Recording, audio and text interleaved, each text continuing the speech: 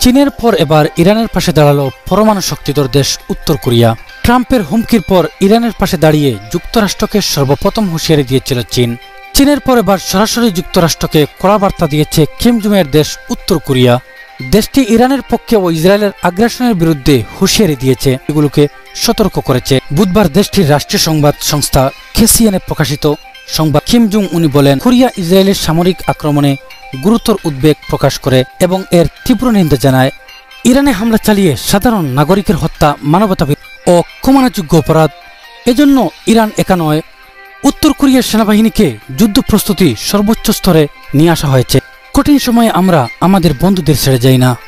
এই সময় Kim Jong মার্কিন প্রেসিডেন্ট ডোনাল্ড ট্রাম্পের কঠোর সমালোচনা করেছে। মার্কিন যুক্তরাষ্ট্রে সামরিক আগ্রাসন চাপনীতি আমাদের জানা আছে, আমরা তাই ইরানকে সম্পূর্ণরূপে সমর্থন করি। এদিকে কিমের এই বিবৃতিকে স্বাগত জানিয়েছে ইরান এবং উল্লেখ করেছে যে তাদের আন্তর্জাতিক মিত্রদের সংখ্যা বাড়ছে। এছাড়া ইরানে হস্তক্ষেপ প্রেসিডেন্ট শি জিনপিং ও যুক্তরাষ্ট্রের বাড়াবাড়ির বিরুদ্ধে মন্তব্য করেছেন।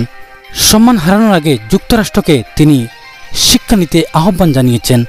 এছাড়া এ যুদ্ধে ইরানের প্রতি উত্তর কোরিয়ার সমর্থন নতুন ভূকৌশলগত জোট গঠনের সম্ভাবনাকে ইঙ্গিত করেছে বলে জানিয়েছেন বিশ্লেষকরা।